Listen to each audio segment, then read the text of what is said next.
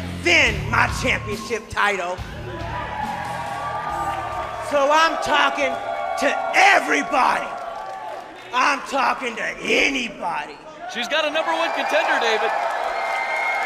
The first person that can come out to this ring will get themselves a shot at my title. She's putting on an open so challenge. So if you think you got the guts, you come get some. You know, and we all have our 15 minutes of fame, and I'd like to take a couple of my 15 minutes to talk about the rights and the wrongs in the world of professional wrestling. And it is for the WWE Championship. This match is for the ECW World Heavyweight Championship. For the World Heavyweight Championship. The match and new NWA Heavyweight Champion. We appreciate you guys coming out and taking your time to support women's wrestling in America. This match is for the AWA World Heavyweight Wrestling Championship. And so it begins. Hello, folks. This is Mr. Green, and we are here for another review of WOW. But as the wrestling world turns, there's more stuff that has to be talked about. And it would be foolish of me to not at least bring up one or two of these bits of the news that have been going on. Now, I won't go into, as I'm recording this, the Elimination Chamber's already taken place, and what's been happening in AEW, at least championship-wise. I won't talk about that. However, I don't know if you can talk about women's wrestling and not talk about the departure of, it's going to sound weird at first, Cody Rhodes, because where goes Cody, his wife Brandy follows. So, or at least walks with. I don't want to make it sound like she just drags behind him or anything. The wrestling world has been abuzz. Cody Rhodes left, and that also meant that Brandy Rhodes is gone from AEW. And everybody has talked about where Cody may land. Brandy, not so much. She has been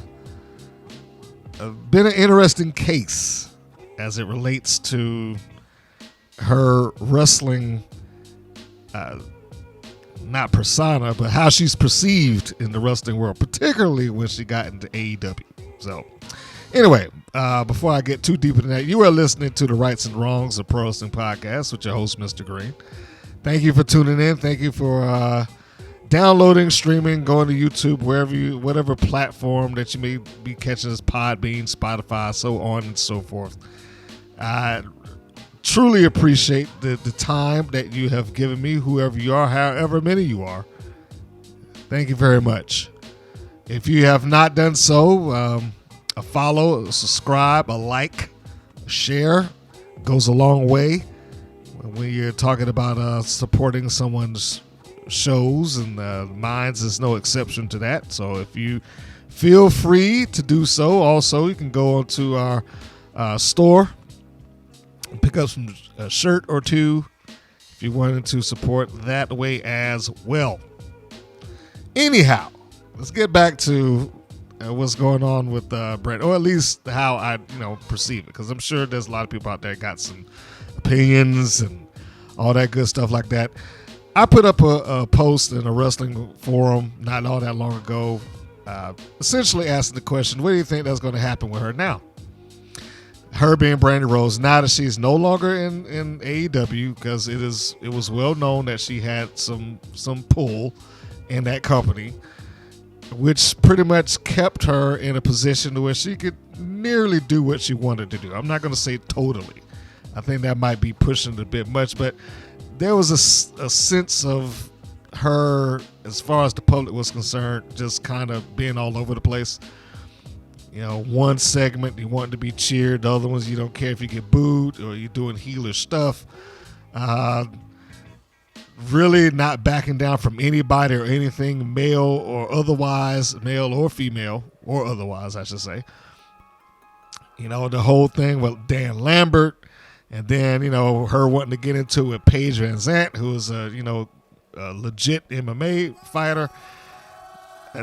which if you were trying to make Paige look good, you would think that you would let her come out there and hurt some people or maul through some people. You could get some money out of her. She has a name. But nope, Brandy Rhodes would not back down from that at all. So I'm not sure if that was necessarily the angle that they should have started. Well, it's not going to go anywhere now because she's not there for the moment.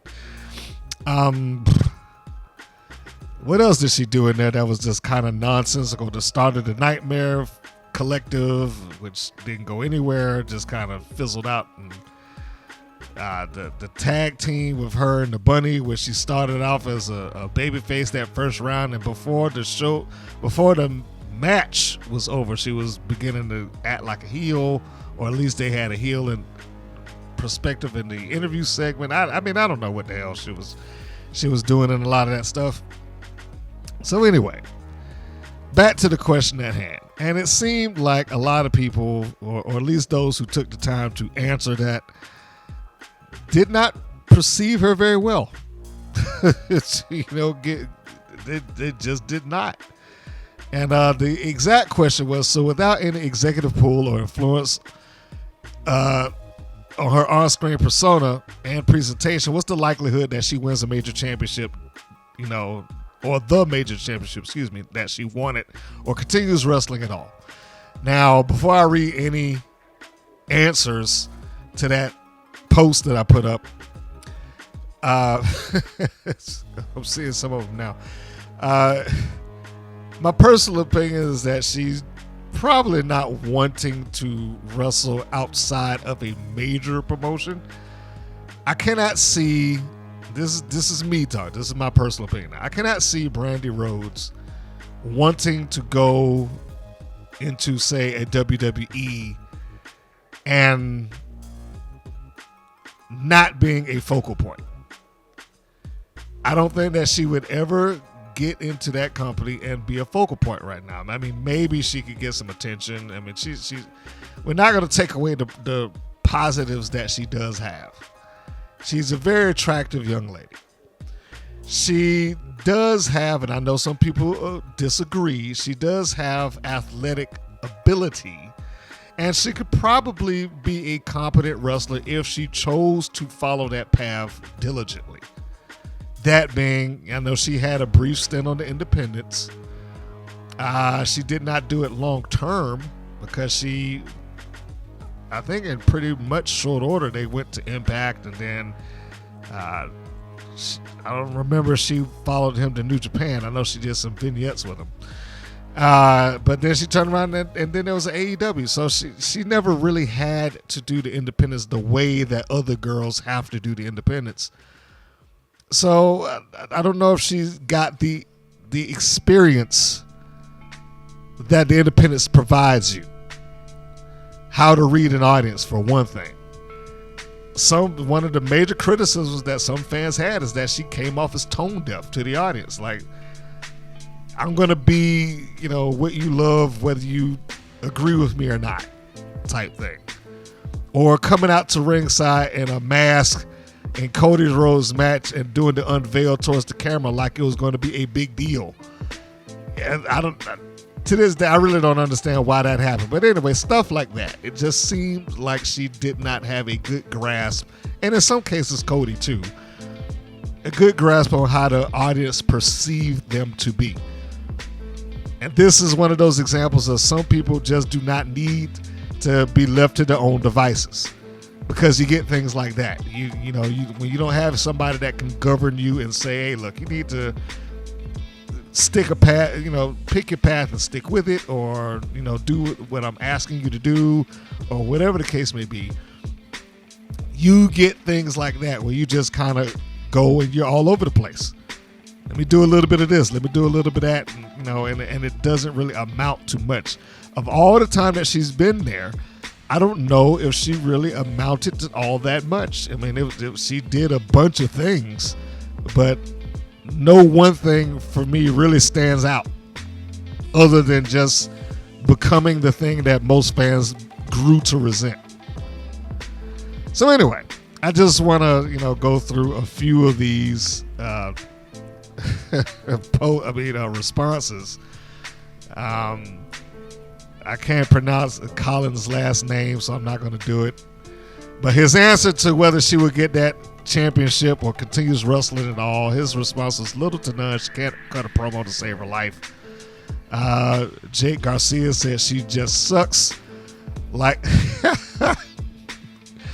use what little notoriety you have and start a fitness clothing line or something. Now, I don't know if I would go quite that far, Jake, but that's, I don't know. There's other things she could do with herself besides, the typical fitness line and stuff like that. Let's see. Marcus Jones. What is he? One. Oh, no, he's I. That's I. I'm sorry. They were legit in a thing with Dan Lambert and the MMA chick and then nothing. 3 years she was around, and I get she had a baby and all that. And we got one match from her and some, I'm not going to, because I don't want to get YouTube to get on me. I'm some crappy promos. I'll soften that up. Some crappy promos that were hella bad. Not gonna read that one. That one's a little tasteless. Rob Leary, I think at least for now she's done with wrestling. If she does anything, it will probably be similar to what Maurice is doing, but that will still depend on how Cody is pushed, and that I absolutely agree with. We're not gonna read all these because it's pretty, fair amount. Ian Wool, I think. I expect she will retire from the ring. I guess she wanted to get back in the ring to prove something to herself, but she was never all that good. And I spoke with him a little bit after that, just asked him his opinion about some stuff. But anyway, I agree with him. She wasn't really all that good. She wasn't terrible, but she just didn't do it enough to where she could really get better. She, some of those girls that's on the independents have to go through the paces. They have to go through that local independent. They got to go through the high level independents that get a little attention, like your reality of wrestlers and stuff like that. They have to do the Queens of Combat. They have to do the Shine, and they have to do the Shimmer, and then maybe go overseas and work with some of those other places. Then go up to the next level and hit the NWA women's division and so on and so forth. And then after that, maybe you get some attention. Some of these ladies that's out on the independents been doing this for like 10 years plus to get to where they are and get the skill set they had and be able to work the crowd and adjust and do the things that they need to do to be good in the ring. Brandy Rhodes does not have any of that. It was a detriment to her. Everybody shouldn't just leapfrog ahead of, doing the independent. I realize that independence at this point, because it doesn't pay a lot, can be wearing on some people, but everybody shouldn't be leapfrogging that. I've talked about that with some of these the wild girls. Everybody does not need to leapfrog the independents. The independents are there for a reason. And hopefully when they get there, they can find some people that actually tell them what to do and how to do it and teach them good habits to start. But again, I just said it a second ago, when you're left to your own devices, sometimes you get things like that. You know what? I can't even pronounce this gentleman's name, so I'm not going to try that. But his answer was she should focus on doing better on the backstage segments like before. Somebody else, Patrick Hurst, says she's terrible on the mic and in the ring. And Raul Smith, I'd say somewhere between Eva Marie and Nia Jax outside WWE, and that's probably being nice. Now, that's a big ouch. Eva Marie is terrible. Now, I'm not going to say that she's that bad. Eva Marie has little to no wrestling skills at all. Nia Jax is another one who got leapfrogged into a position where she had to be better than what she ever was, and did not get the chance to grow into being a wrestler. Instead, she was thrown into a national platform and basically told to be good. The same thing that the WWE's been doing for the last probably the last 30 years. We'll get them now because they have a certain look that we like and we'll train them later. How often have we seen that? But anyway, not getting into Nia Jackson, Eva Marie. We're talking about Brandy Rhodes. Brandy Rhodes, I don't know if I perceive her as wanting to do anything else outside of that. You know, there's a lot of women that have gone into WWE over the years under those same circumstances where they look good, they are hired, they are paid to train, they don't train very long, they get pulled up to the main roster, and you know they're used as eye candy. They have a couple of basic matches because, like, hey, we'll get you now, we'll train you later, and then when that's over with, they just quit. They leave wrestling altogether because they don't want to do anything else. Because I was wrestling on WWE and on a global scale. Like, why do I want to go work at a high school somewhere? And that's understandable. But it's probably what she needs. And I know that there's an independent here in Atlanta that she and Cody are very attached to.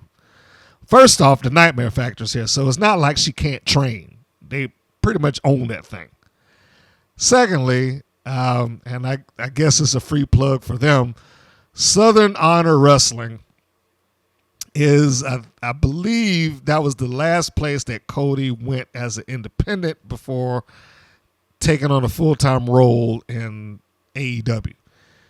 In fact, he was responsible largely for them having, I guess, the largest independent sellout in this region when they pulled like 1,000 people into the building, which for independent wrestling promotion, 1,000 people in the building is a big deal.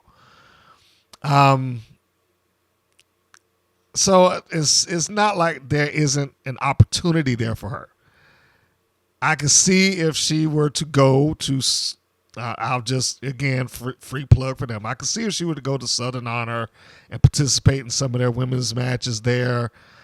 But what I can't see is her deciding to start and call her shot.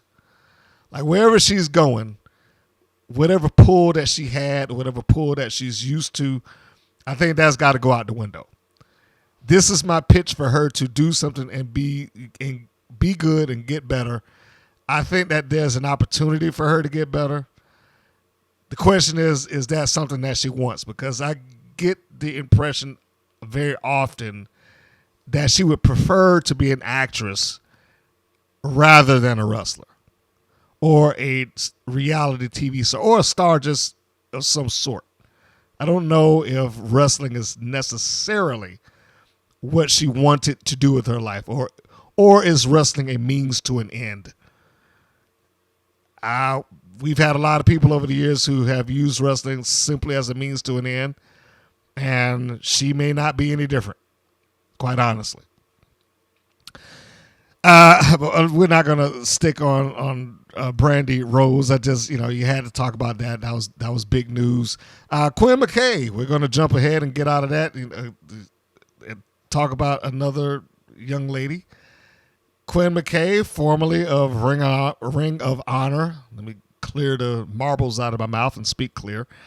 Ring of Honor's Quinn Mckay, who is the young lady with the glasses and the bow tie and Backstage, has moved on. She's another one who has taken another job. Of course, we know Ring of Honor went into a hiatus at the end of last year, and they being Ring of Honor pretty much said, hey, if you want to leave, because we're rebooting everything, and if you want to go, you can go. This is now your time to go explore other options. Well, we've seen a couple of people take that up. Probably most notably Jay Lethal. When he went to AEW, I don't know if he's done much. He showed up on TV, but that's about it. But that's aside the point. We're talking about Quinn Mckay, or at least the former Quinn Mckay. Now she is Kelly Kincaid, and she is the new host of a NXT show called Level Up. Apparently, this will be replacing 205 Live, and she will be doing commentary, I believe. So it's not like she didn't have experience. She had the opportunity to do that a couple of times in Ring of Honor. And last we saw, she was competing in the tournament as a wrestler. But I guess, again, she has to hang up the wrestling boots all over again. Quinn Mckay is done. Kelly Kincaid is alive and active, and she is going to be utilized for her presence on TV and her verbal ability, not her physical ability. So congratulations to Kelly Kincaid, I guess. I'll look forward to seeing it. I doubt that I'll be watching that show. By the way, Level Up is going to be a show that is exclusive to Peacock. Like I said, it is reported that it's replacing 205 Live, which is probably a good thing because I don't even think that they have a cruiserweight division anymore. There's really no point in having 205 Live. So that show is done. Level Up is now. We'll see how it goes. It very much has the same feel as NXT 2.0 with all the colors and blotches of paint that they have in the logo and everything. So whether it's good or not, I guess that's up to you. I doubt that I will watch it regularly, but I will tune in to catch it to see how it is. But all things considered, congratulations to her. I'm sure this is a lifelong dream come true for her to be part of the WWE. And more importantly, part of the WWE in a position where it's a little less likely that she'll get hit with the wave of cuts. Like several wrestlers probably are due to have following WrestleMania.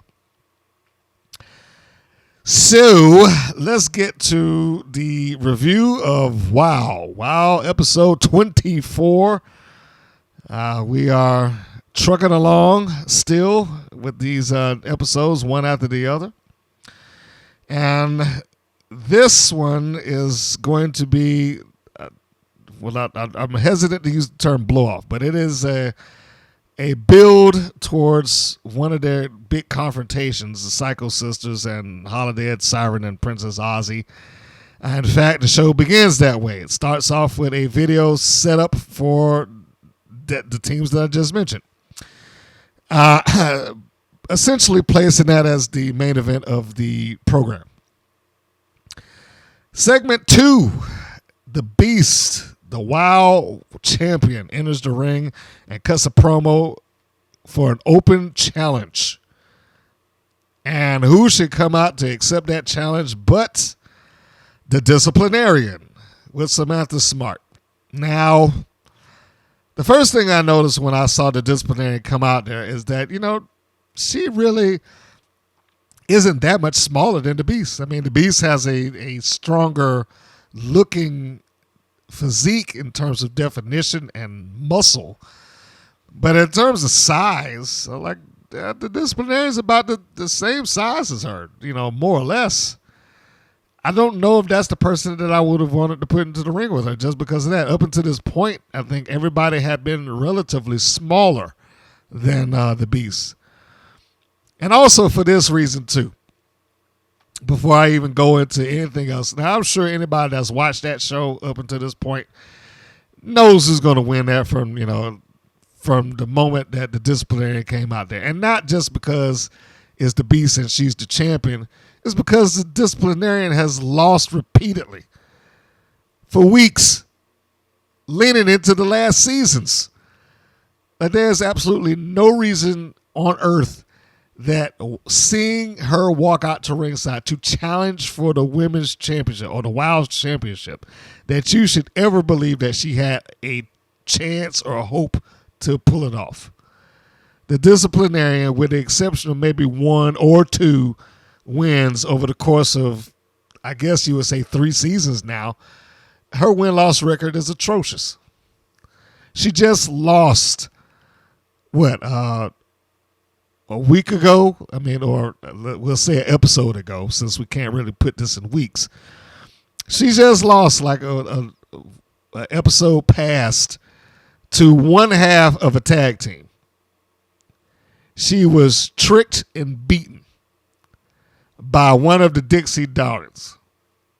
Now, which one I can't remember. I don't have my notes in front of me.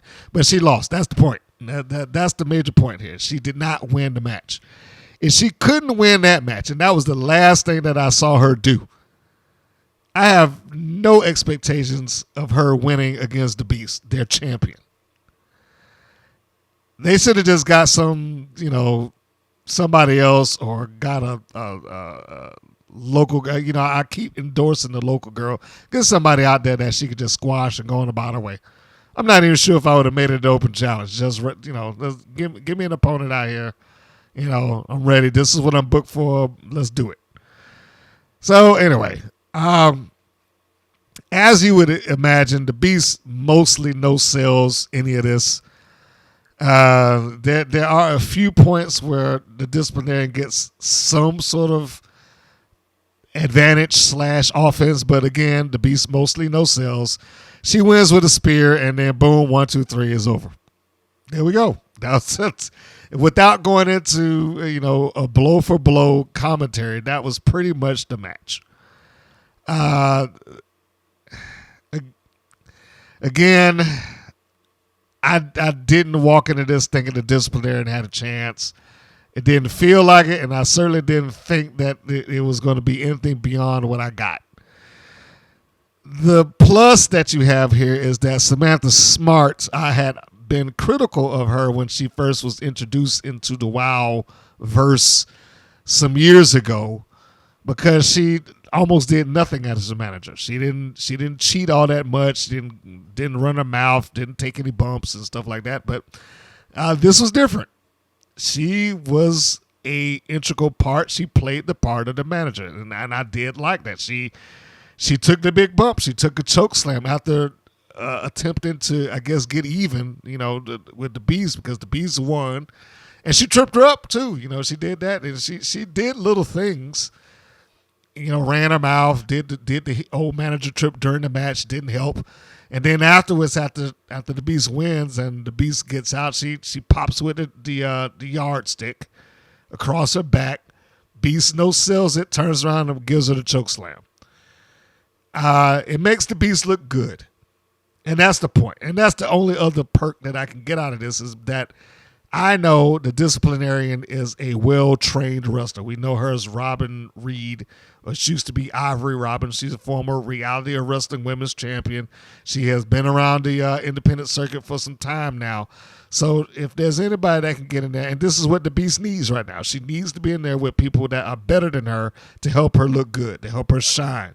And that might have been part of the objective of sticking her in there with the disciplinarian, but I really would have preferred that they grab somebody else to do this. Just because of the disciplinarian's win-loss record alone, I wish they'd have gotten somebody else. Whether that had been Abilene Maverick or Chloe Hertz or whoever else, they should have got somebody else who could afford to take that loss. The disciplinarian she just keeps losing. And it's tiresome that she loses as much as she does. Segment 3, they have another video setting up the main event. It's not really much to talk about there. Segment 4, there's a recap of Teza Blanchard versus Jungle Girl. If you watched that one, it was a pretty good match. I would say go back and check it out. And it essentially just showing how Jungle Girl advanced over Teza Blanchard. Segment 5, we have a Bully Buster vignette. And it shows the Busters it shows the Busters getting a beating from Exile. And this is setting up Steffi Slays vowing to get revenge on Malaya Hosaka. And this makes sense. It makes total sense. Her partner was beaten up, putting a figure 4 leg lock by Malaya Hosaka, allegedly getting close to breaking her leg, refusing to let go of the hold. So it makes sense that Steffi Slays will want to come out here and get the match against the person that perpetrated this. Now, what didn't make sense to me is that she walked out there against like all 3 of them. And nobody, I would think that having the match is one thing. Walking out there with Malaya Hosaka and both members of, well, I guess they're all Exile, so let me rephrase that. Exodus and Genesis along with Malaya Hosaka. That seems to be, kind of ridiculous, but no, I guess we'll go with it. Slayer started out strong in this until Hosaka was able to rake the eyes, doing the heel thing. This is very much the veteran thing that Malaya Hosaka would do. She, much like I said with the Beast, she's in there to help her look good. And she did. And I have to say, Steffi Slays looks a lot better.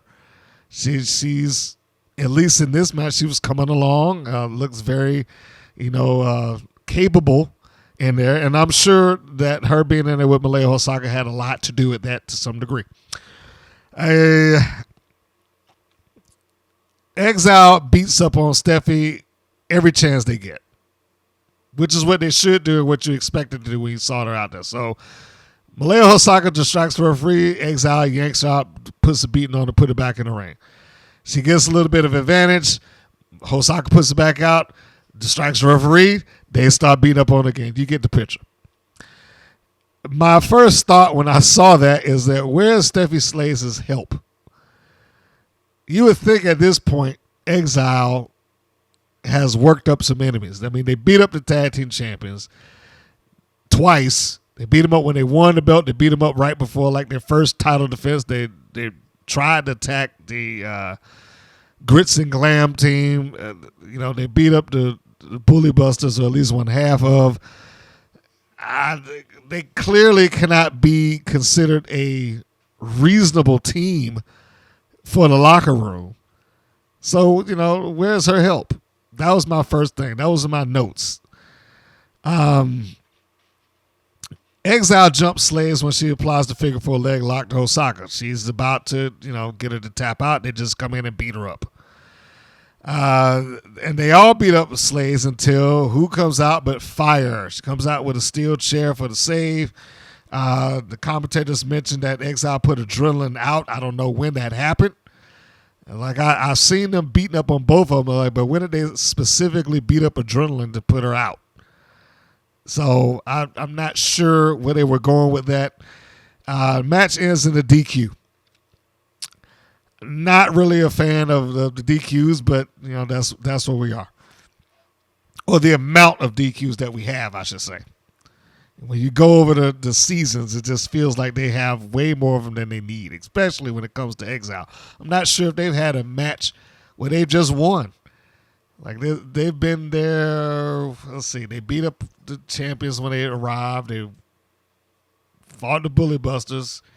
So for 2 weeks they've been in a position where they have lost, but they lost through disqualification. I'm not sure where they're going with that. Quite honestly, why would they even get close to a tag team championship match? They can't win. Not only can they not win, they don't. They just become a danger. They just go in there and beat them up rather than lose. So I would reward this behavior by giving them a championship match. But I'm sure that's what's going to happen. So anyway, well, time will tell. I'm going through this one by one. I'm not going to spoil it for myself. So Fire runs them off, and then we cut to segment 7. Serpentine versus Reina Reyes, or at least a vignette of it, which sets up the next match. Seeing who was involved in the match gave me the opposite feeling about what I had with the Beast versus the Disciplinarian. Whereas when the Disciplinarian walked out, I was like, there's no way that she's going to win this. I looked at this match and was like, oh, well, I have no doubt who's going to win this thing. I think, I was feeling Reina Reyes. And the second half of that, I was like, I'm pretty sure this is going to be a pretty good match. I mean, we got Giselle Shaw and Thunder Rosa, who both of these ladies are fantastic in the ring. Both are well trained. Thunder Rosa is at the top of her game right now, former NWA Women's World Champion. Giselle Shaw just signed up with Impact Wrestling. And I think that is a great signing. I feel like it's probably only going to be a matter of time before she gets the Knockouts Championship. It was, in my notes at least, I put it should be a good match. And it was. Sophia Lopez comes out with Serpentine. Lopez chokes Reyes when she gets the opportunity. And again, much like I said with Samantha Smart, this is good manager shtick. And, that was one of my major concerns or major critiques of the managers seasons ago. a lot of times, whether they showed it on camera or not is a different issue, but a lot of times they would just be there. They would be out at ringside and they wouldn't really do all that much. They would just kind of stand there. It was like, you're the heel manager. You got to do something. Trip a leg, distract the referee, pass the knuckles or whatever weapon of choice you got. Take the bump. You got to do something. And she did. So I was very pleased with this. It was another pleasing moment that it seems like some of them are growing into the positions that they're in. Lopez distracts the referee after Reyes hits the Sky Twister press off the top rope. She hits Serpentine. Seemingly had the match won, and there she is doing the manager thing. Again, awesome stuff. Good for Lopez. Serpentine tries to hit Reyes with a briefcase because when Lopez does the distraction, she leaves the briefcase to one side, goes around to the other side, just starts talking to the referee like the managers do, which gets Reyes off of Serpentine to go confront Lopez. Serpentine grabs the briefcase.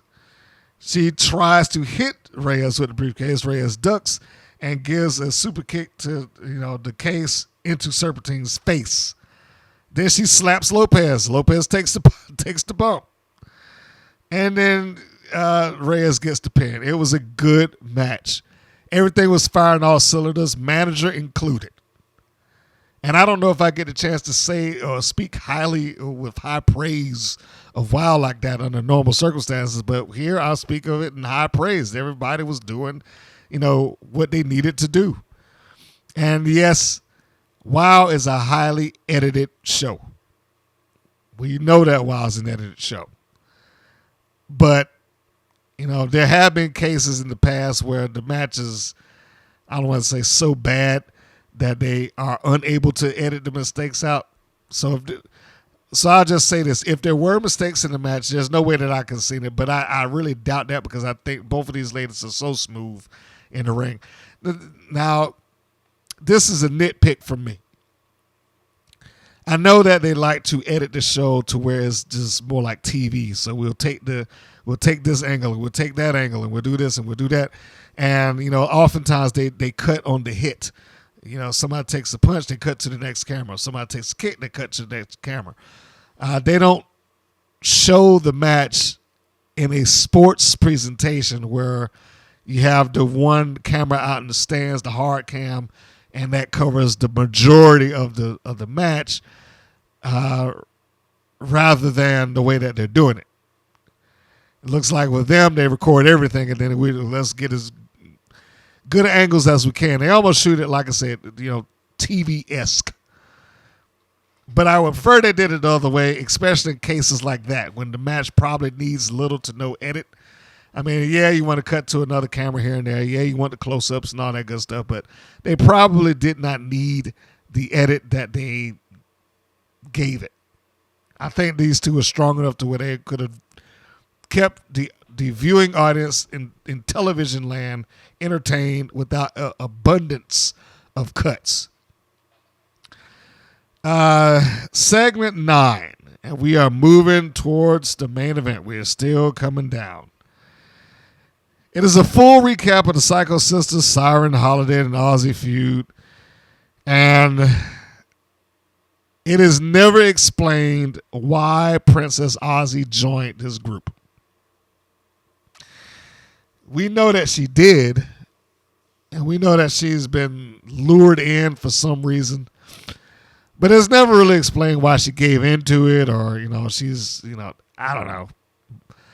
Why this brainwashing was successful, why nobody came to save her. And, there's just little elements of that didn't seem to go anywhere. Why is she dealing with this? What is it that they have over her that she has now thrown herself into this group full and wholeheartedly? Not explained. And I don't expect it to be explained. She seemingly only had one friend, Princess Aussie, and that got cut off the last episode when she lost to Reina Reyes. Segment 10, backstage, we got Lopez and Serpentine. They enter into Teza Blanchard's dressing room. And, pretty much that we need to talk segment. Blanchard then covers and puts the cameraman out. So there's a story that's going on there. 11 is just an ad for WOW's website. So, if you're feeling like you need to go check them out, go to WWE.com and enjoy some good old WOW, whatever the heck they got on there. I don't know.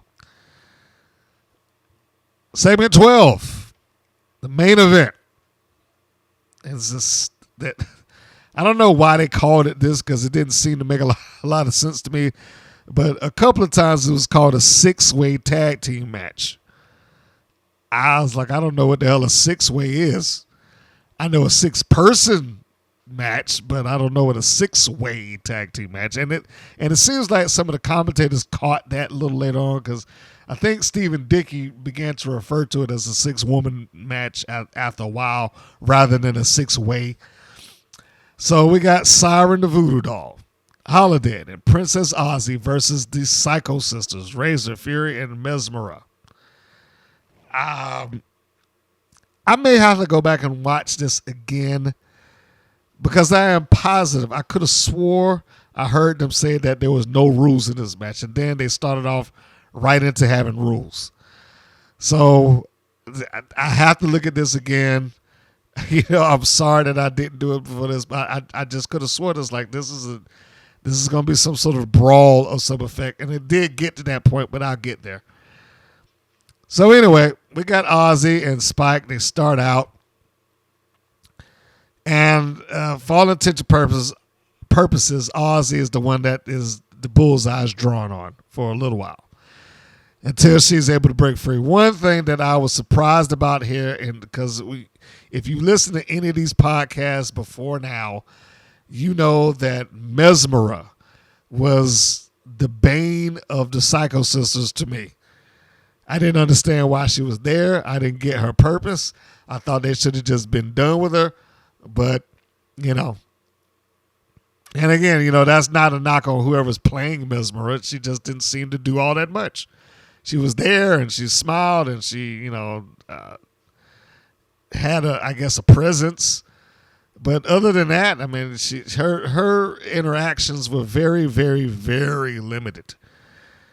But here she got into the ring, and this might be the first time that she was in the ring for any great length of time. So I was completely surprised that happened. Somewhere during the course of this match, the old predictable jump off the top rope spot happened. And this is probably about as bad as it comes. Everybody gets hit one by one. We roll out. We gather on the outside of the ring. Now, the second I saw this happening, here again, you got that spot that you can pretty much call it in your head. I said the smallest person that is in this match is going to be one that takes off. So that only leaves Spike and that leaves Aussie. Spike had already been put out, so I was like, all right, it's going to be Princess Aussie because Fury and Mesmera are not coming off that top rope. Neither is Holidead. And I doubt that Siren's going to do it either. But here is where it made it look so bad. So they all gathered on the outside of the ring, doing what you've seen 1,000 times over a number of who knows how many wrestling promotions. I am not going to center or single WOW out. They are not the only ones that's guilty of this. Every wrestling company is guilty of this. All of them. Impact Wrestling did it not all that long ago with their what's that match that they do? I can't even think of it. When they got the X that's suspended and they just had to win. I was going to say Destination X, but that's not the name of it. Ultimate X. When they had the Ultimate X match, they're guilty of it. AEW is largely guilty of it. A lot of people criticize them for that. Where everybody gathers down and somebody got to jump off of something high over to everybody. So I am not going to single WOW out to this. But here they added the extra step of Princess Aussie. As all of these people are sitting down there on the floor, standing on the floor, pretending to brawl with each other, taking the shots. Now we all got to stand and look up and wait for this woman to jump off of the top rope onto the floor. She gets up to the top and she does her possession head shake, I guess you want to call it that, to show that she's crazy or that she's lost her mind or that she's under somebody's control. I don't know. She does that, and we all got to, and they got to stand there and watch this. They have to stand, and this is taking about a good 10 seconds. It feels like. They have got to watch her do this and then jump. Nobody ever, nobody decides to move out of the way. I mean, I can understand why some of those wrestling veterans look at this and be like, why are they doing this? There's been plenty of times that I have excused it, but it's kind of, it's getting old hat now. The dives off the top rope to the waiting group of people who none of which decide to even move or bother to move or act like there's something that's holding us in place.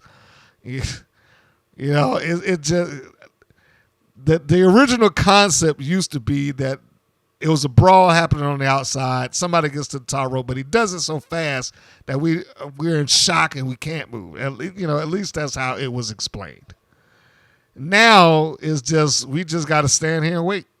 We got to wait for you to do whatever it is that you're doing so that we can catch you. This was ridiculous. And what was a reasonable match turned into something that looked absurd in this one spot. The worst thing here is that for the second match of the night, we got another disqualification.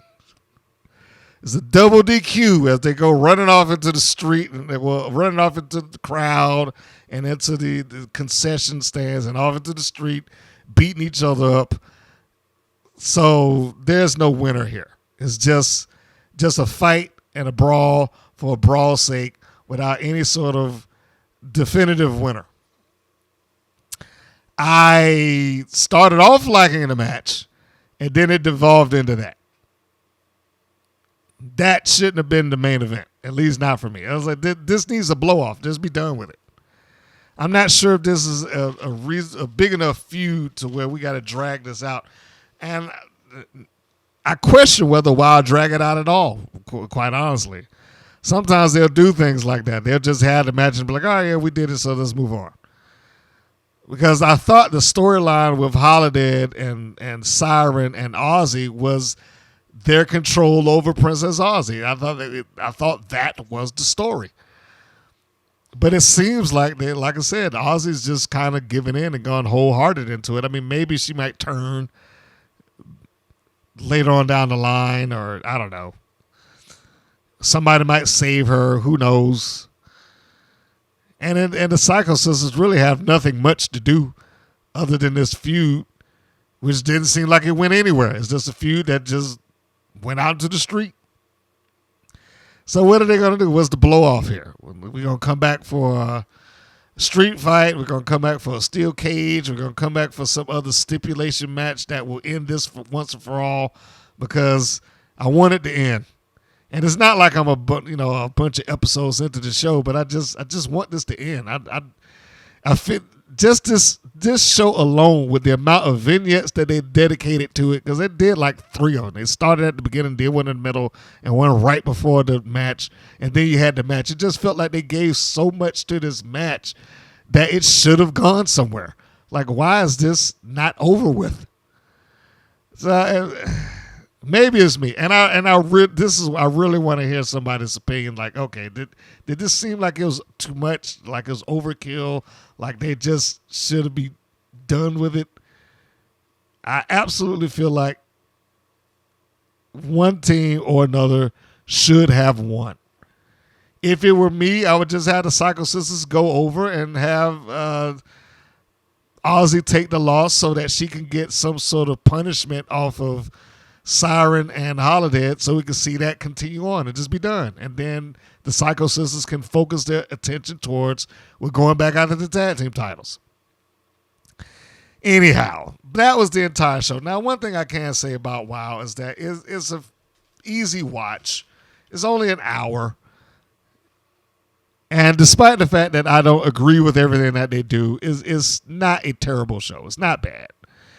It just sometimes, every once in a while, here and there, they do some things in there that make me feel like, what the hell was that for? It just did not seem like it made a lot of sense. But, it is what it is. It does happen. And I wanted to get through that just so I could kind of talk about one other thing here. I've read some comments earlier, but I didn't read one that was directed at me personally. And I mentioned this one because this particular comment was asking about WoW. And I know that this person knows that I do these reviews, and I've had a bunch of WoW reviews preceding this, and information and interviews about a lot of WoW participants. In fact, I have gone on record to say that I believe that the Women's Pro Wrestling Network channel has probably more interviews with WoW stars than WoW does. Go figure. But, and even if they do start, they're never going to have the interviews that I have with them because they're not going to ask all those questions. There's certain things that WoW is never going to address or acknowledge the way that I can, because I have no affiliation with the promotion. But one of the fans of WoW simply asked, do I think WoW's championships are the top women's championships in wrestling? And the short answer to that was and is no. I do not. But there's a caveat to that, and I want to explain it. So it can be kind of a yes or no answer. If you're watching WoW, WoW caters to the WoW audience. When the WoW audience, by and large, has always been the casual wrestling fan. It's not like they have catered a lot to the hardcores. It's kind of drifted that way because of who they acquire. And, the people that they signed who had some experience and exposure on the independent scene, and in some cases in larger wrestling promotions. Not talking about the ones that they've just hired, but your Kiera Hogans, your Diamantes, your Jessica Havoc's and Nevaehs, your Teza Blanchards, your Jesse Smothers, Amber O'Neill's, recently Chrissy Vane, and so on and so forth, Barbie Hayden, et cetera, Santana Garrett. When you hire those ladies, you are going to drag in a certain segment of wrestling fan who probably would not have watched WoW otherwise. Because WoW, before they started hiring them, was very much like WWE. They would just we'll hire you now and we'll train you later. They weren't hiring wrestlers. They was just hiring athletic women who took the job. And they would learn how to do it. Not necessarily great, but they would learn. The point being is that when they catered to that audience, they established their own universe and their own rules. And they would tell the people what they wanted them to know and tell them what they wanted them to believe. Hey, folks, the Wild Championship is the greatest women's championship in wrestling. It's the most prestigious title in all of women's sports. They could say that because most of those people watching the show weren't going to drift off and start looking at other things. Most of them. I'm not saying all, but most of them. So you had people who would look at it just because they were, hey, there's good-looking women wrestling around on TV. Let me watch. And they're not checking into other promotions like Shimmer or Shine. I keep saying WSU because it used to be, but I don't think a lot of ladies believe in that place anymore, so we'll skip it. Queens of Combat, and divisions that exist like in NWA, and divisions that exist like in Reality Wrestling, the divisions that got recently reestablished, even though it's on hiatus now, in Ring of Honor. They aren't checking into those places. So for David McLean to say, hey, these people, our championship is the single biggest championship in women's sports, there's no reason for them not to believe it. So for that audience, then the answer is yes. And I don't know if the young man that sent me that question is just what he seemed like he is.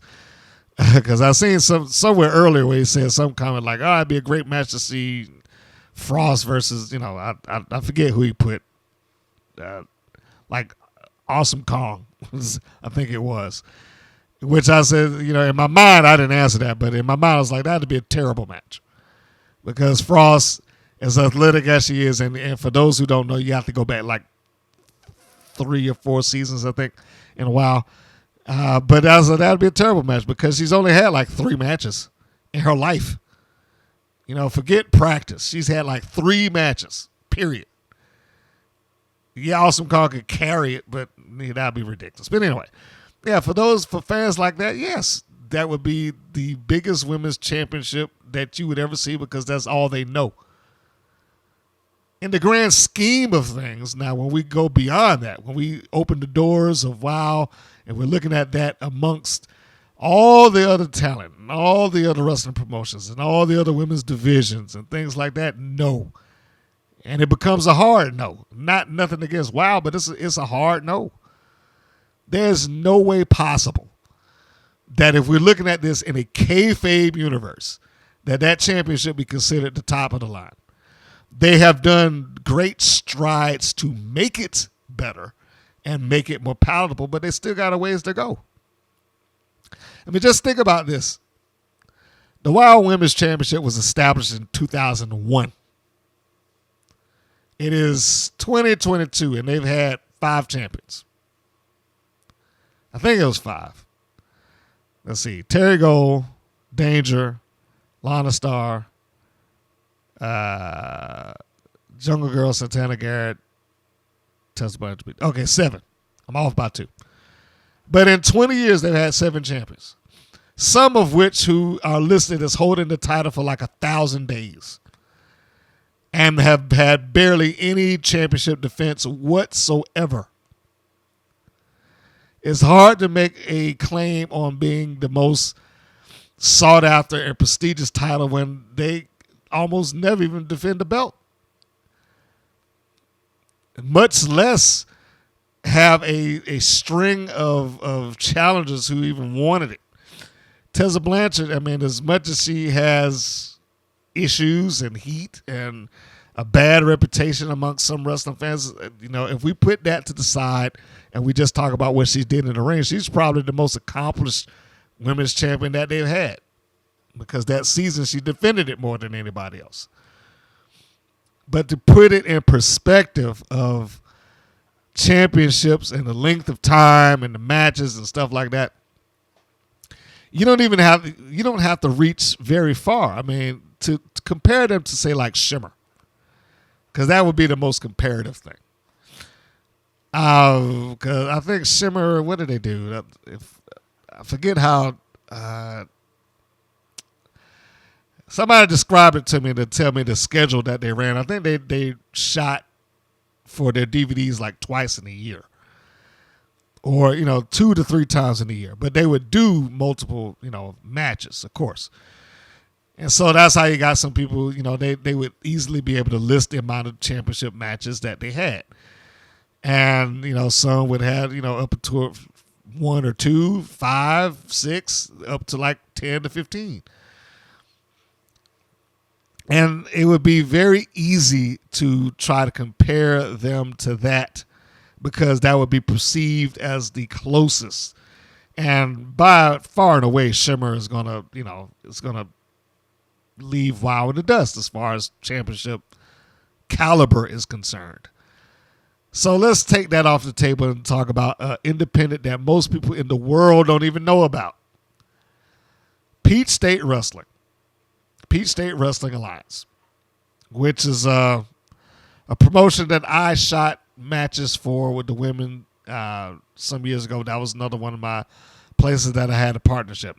So I bring that up because I'm fairly aware of what their championship history is. They established a championship. I can't remember the actual year because I don't have it in front of me.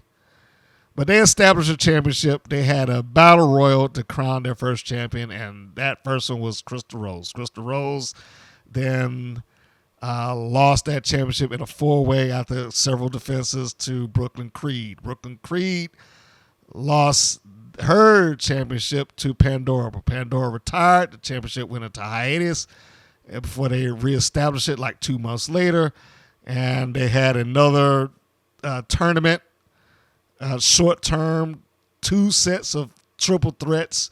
The winners of both of those triple threats converged, which happened to be both ladies who have been the champion already, Crystal Rose and Brooklyn Creed.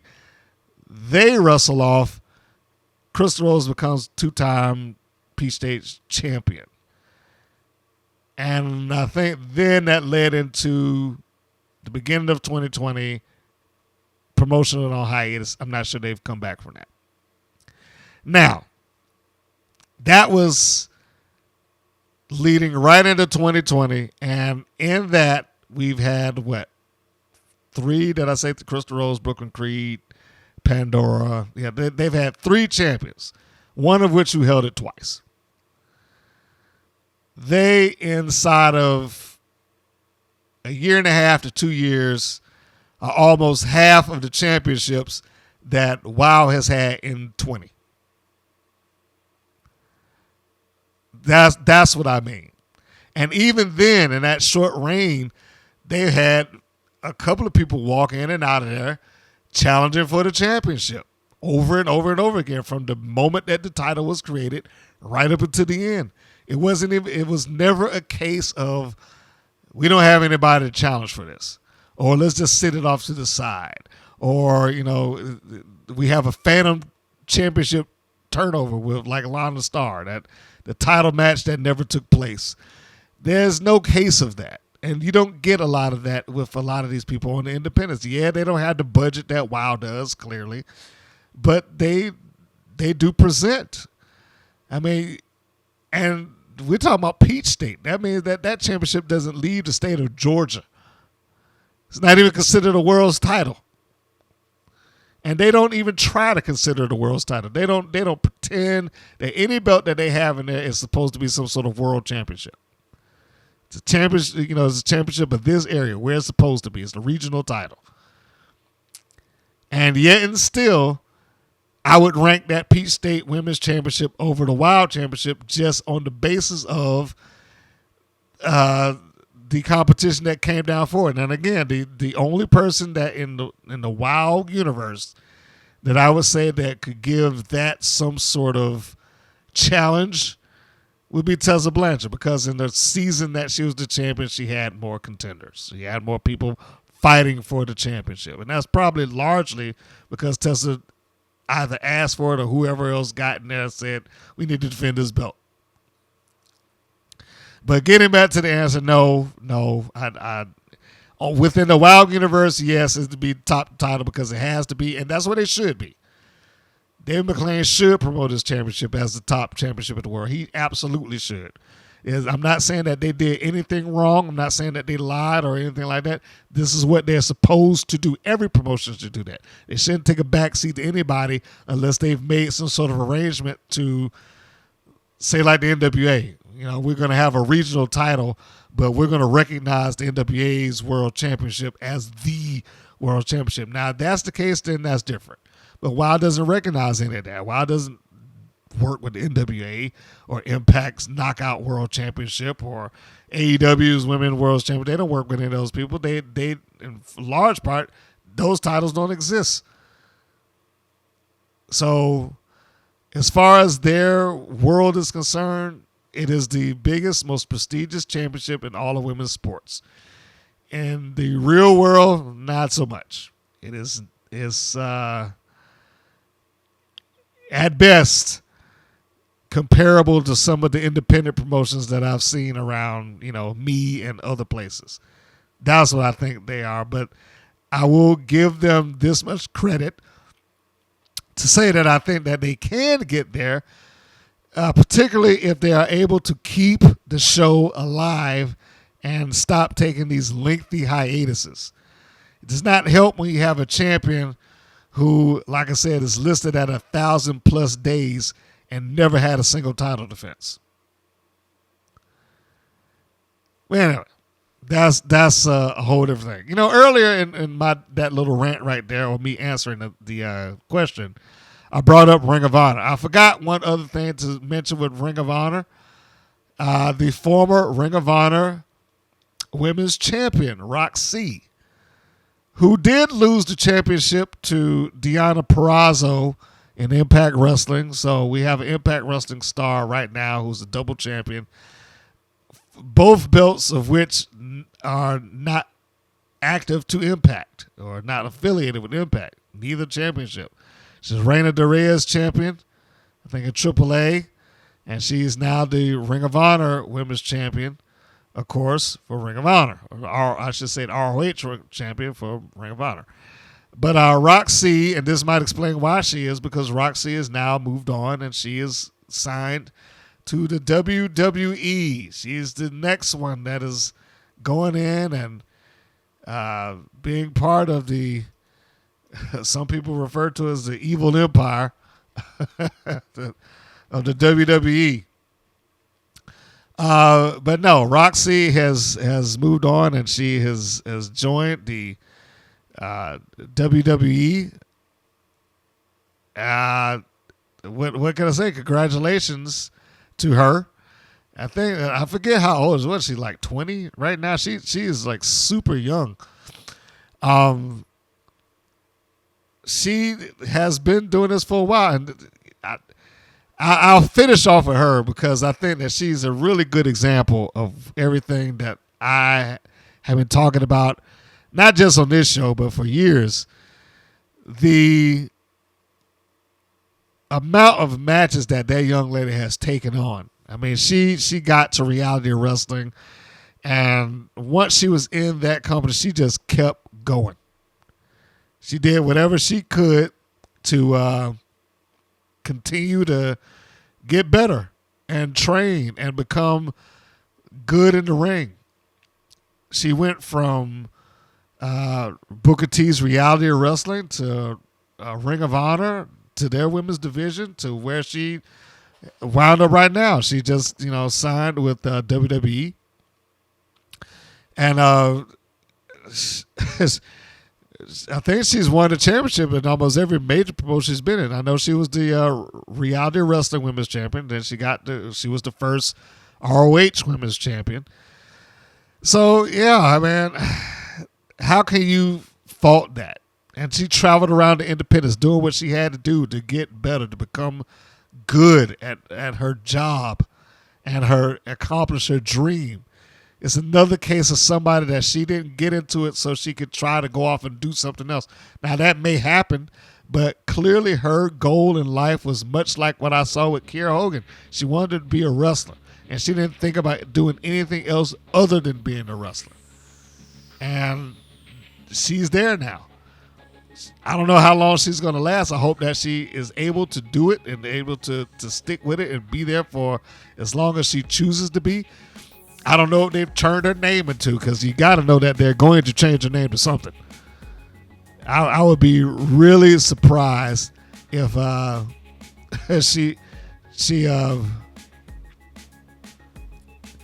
if she was dropped, or I should say she was offered a contract, from what I understand.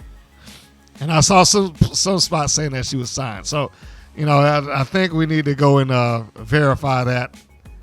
But anyhow, in any case, the whole point here being is that she's a prime example of what a well-trained, well-traveled wrestler can be and what she can do. And the fact that, what is she? I'm still trying to find her age, because I know they say that she was like reality wrestling women's champion at 16. She's crazy. So I think that she went up to Ring of Honor at 19, so she might be 20. She might just be 20 right now. She's a baby, so young. So in any case, we'll end it right there. And if she is indeed signed, let's try to verify some of this right now. Let me go to her Instagram, because if anybody's going to show it, it'll probably be that. Let's scroll through. She got a lot of Ring of Honor stuff that's still up here. But I don't see anything that says that she signed to WWE. Because what happened is the report said that Booker T misspoke. He said that he said that she got signed, but he misspoke. He said they should sign her. So we don't know if she's actually in there yet. In fact, I'm just going to go and say that she has not signed her. She had tried out, or whatever the case would be, but she is not signed to WWE as I am speaking right now. There's nothing that really says that, so I'm not going to try to go endorsing any rumors any further than what I did. I apologize for that. So, but all the reports that I'm seeing says Booker T said that she confirmed that she signed with that, and then like 24 hours ago from what I'm saying right now, said he misspoke about it. So we'll say that her status is still free agent. She's still free to do what she wants to do. She's not part of WWE yet. Her getting there would not be a shock to me, though. Very talented young lady. Very good. Matter of fact, I wouldn't be surprised if AEW goes, but they're so bloated in their roster right now. She probably doesn't need to go there. She needs to just kind of keep on moving along and take the path that she could take. So much like Booker T, I'm going to retract that. See, Booker T, you messed me up. You got me saying stuff that isn't true. She's not signed anything just yet. So with that note, we will wish her the best. Join me next time for episode 25 of WOW's Unaired season. And let's see if they do anything with this Psycho Sister Crazy People feud. And whether the Beast will do something else. You know what? Maybe she gets signed to WOW. Who knows? And that's another thing. I may have to sit down and talk about if I were running WOW for this season with the changes that they have, because they got a new logo, they signed some new people, including Killer Kate and Danny B. Who's going to be coming in, who's going to be going out. I'm interested to see that. But I also want to know, if I was running that place, what changes would I make, and what is the absolute biggest match that you could sign for WOW to actually draw some viewership? Or pay-per-view buys if they ever went back to pay-per-view, which I doubt they ever do. Interesting thought. And if that, send me your thoughts. You might have some good ideas down there. I might see it in the comments. Be sure to visit the WPN, our website, WPNWrestling.com. I know a lot of people kind of filter through our Facebook page. Also, you can just look that up. Women's Pro Wrestling Network. This is before I decided to get everything kind of condensed down into the same name, but Women's Pro Wrestling Network, you can find us there. And of course, on the website, it will have links to all points of social media, Instagram, Facebook. It will have the podcast that you're listening to right now. And it's also got a 24-hour-a-day, 7-day-a-week video stream of all the matches that I've shot over the years. Some commercial spots in there, but that's what keeps it free, folks. So give me a break.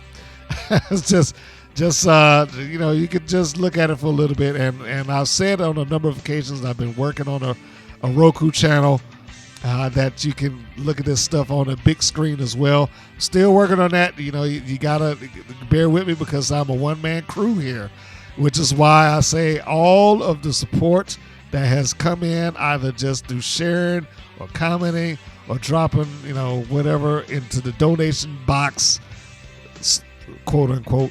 All of that helps. It helps a great deal. And I will finish it off on that. So, folks, thanks again for listening. And this is Mr. Green saying that you are listening to Mr. Green saying so long, and we will see you on the next go-round. Thank you for listening to the WPN's Rights and Wrongs of Pro Wrestling. If you have questions or comments, please contact us via our Facebook or our YouTube channel at the Women's Pro Wrestling Network. If you're new to the WPN, feel free to subscribe to our channel and like our page. We appreciate your support. Thank you again for listening.